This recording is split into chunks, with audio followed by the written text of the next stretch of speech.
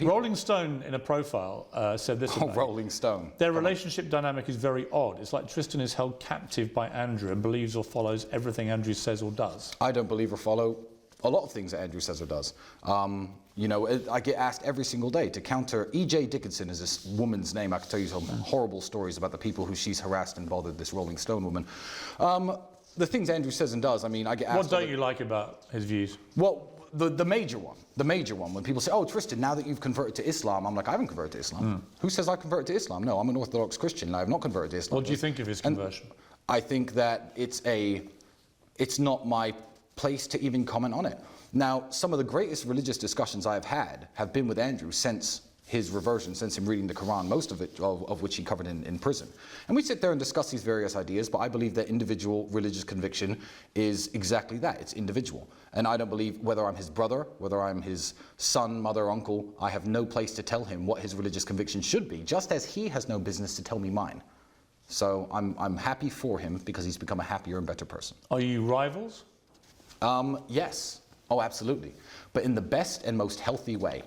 I can't watch him train in the gym for an hour in the morning and then not train for an hour myself. I can't sit there drinking and relaxing and partying while he's on his laptop working. Do you ever fight? No, never. We never argue. You never physically fight? Oh, we used to physically fight all the time. We're both professional athletes, so we used to beat each other up in the ring for sparring. Who would win? Oh, Andrew would win. I was good. I was the European champion at my peak, but Andrew was built for Andrew's. I mean, see my broken nose? It leans this way.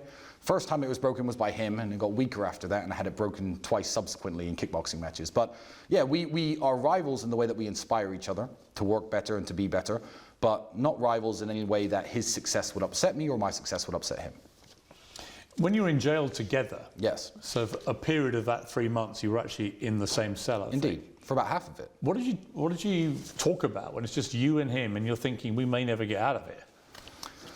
Lots of things: books, religion, the case, obviously. Explaining, trying to understand. When you're in a cockroach-infested tiny cell together, yes, you've gone from being the top G and his brother with your Bugattis, your cigars, the lifestyle, the women, and so on, to literally nothing in a very degrading environment that you find yourself in, and you've got no idea how this plays out or how it ends, or even if you get out. I mean, that's a big moment. Yeah, I guess it is a big moment, but I always knew that we were going to be okay. You know, even when I was separate from him, I wasn't worried that he was banging his head against the wall or self-harming or doing anything stupid. Again, he wasn't worried about me.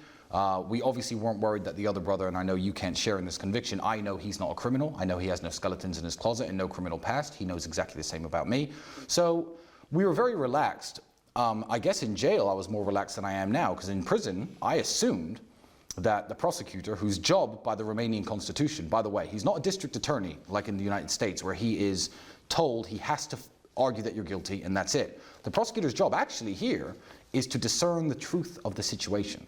So I was sitting in jail relatively relaxing. Well, this is going to end any day now. I mean, human trafficking, this is stupid. It's not going to happen. Like, they're not going to sentence me to jail for this.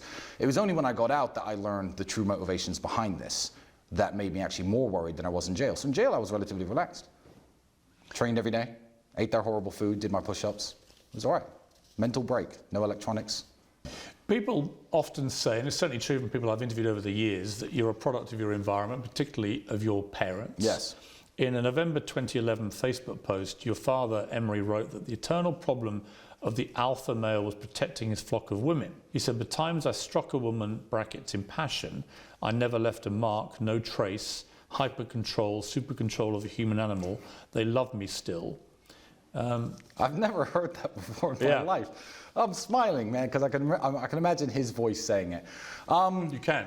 I can imagine his voice saying it. The only times I've struck a woman, in brackets, in passion. Have you ever struck a woman in passion, Piers? No. You haven't? No. Not a little spank?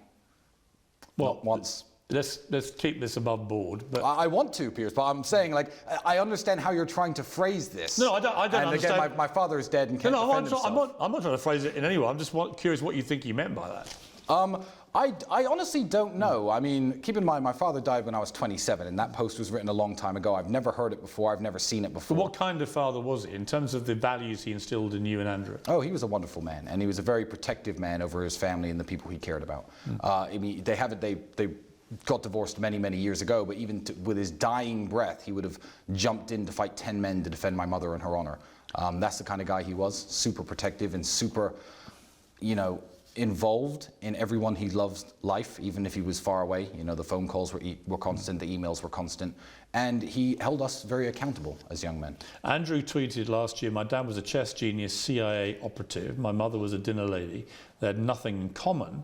Dad said she fed you boys healthy meals every day, cleaned the house and was largely quiet. I loved her very much. That's literally all men want. Are you asking if that's an accurate description of my parents' relationship? Yeah. Perhaps, yeah. But my mother was a wonderful mother.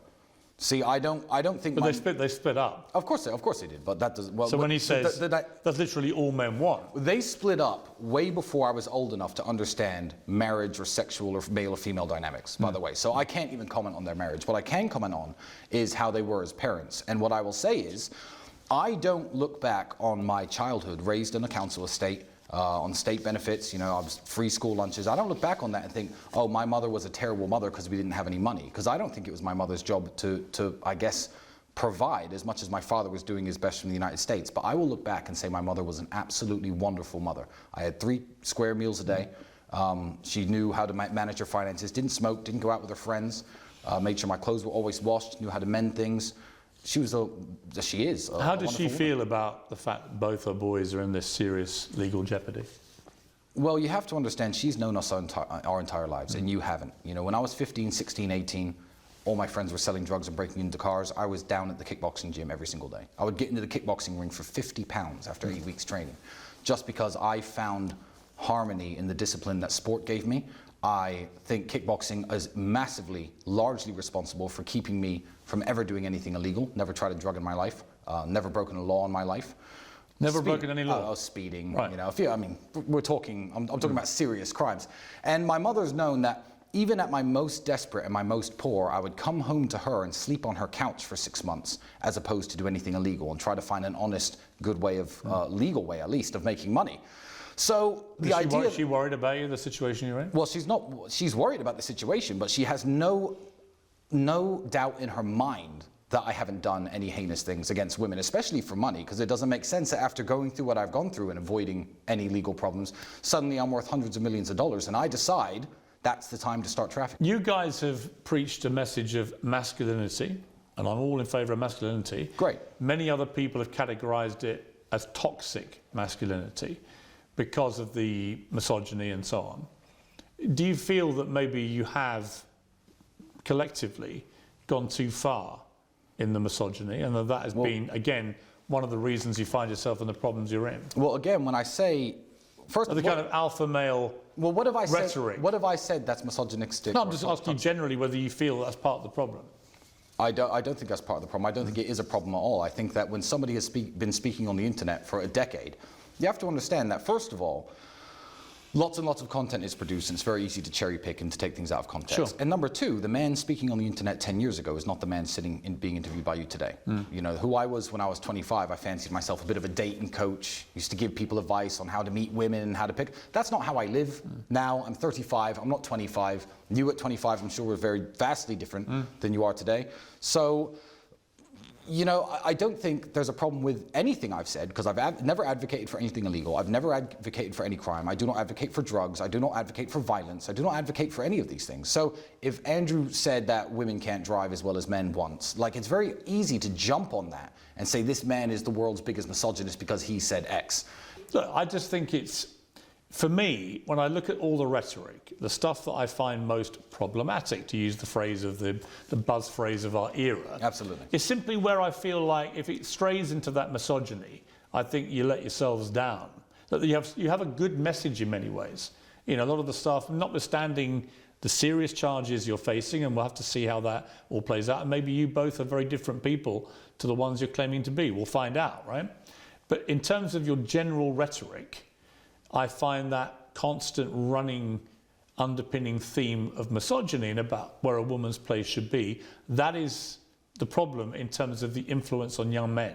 They shouldn't all be walking around thinking that a woman's place is only in the home serving their men. And that somehow their only thought process each day, women, should be, how do I please my man, not can I get a fulfilling job or any of those things? But no, you stay at home, self-improvement, make yourself look good, obey his instructions, all that kind of stuff. But Andrew talking about the way that he wants his relationships to work, he's entitled, he's entitled to what it, advocating and forcing for the whole world to see things his way. Yeah, but that's the delusion, because... Well, no, because you can say he only wants that for himself, right? And by the way, he's allowed any relationship he wants.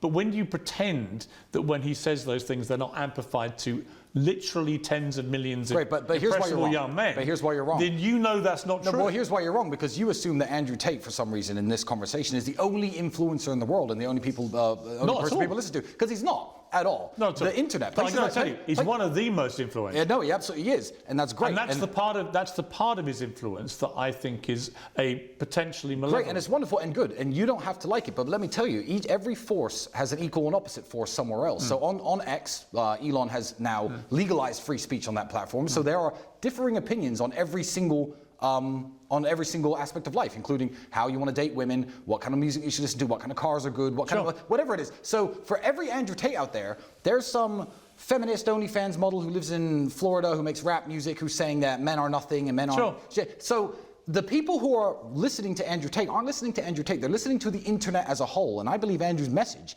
is, one, overwhelmingly positive, absolutely overwhelmingly positive, and I believe he's a very important mark on that spectrum of opinions that exist out there, because when you delete Andrew Tate, the mean average of people will drift down this toilet of degeneracy and become less like Andrew Tate. He's a professional athlete with a completely clean criminal record, by the way, who's massively financially successful, who's kind, who's generous. He runs his own charity. He's the best brother. He's the best father. He's the best uncle. He's an absolutely wonderful man, and I would love to see more men become like him. So I like his opinions, and I like the fact that he's out there. Tristan Tate, thank you. It's been a pleasure.